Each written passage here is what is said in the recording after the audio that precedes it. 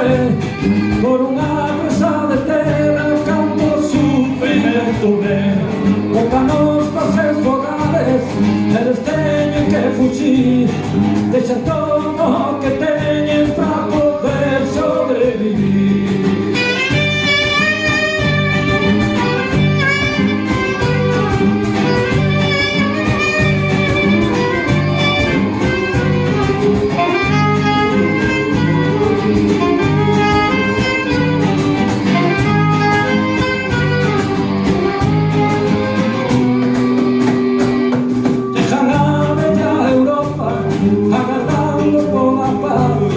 Pero aquí hay quien se quiere que nos quieren quitar o paz.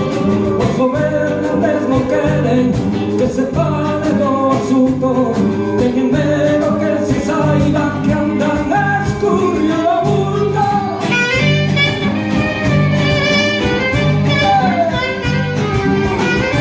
Vamos a hacer.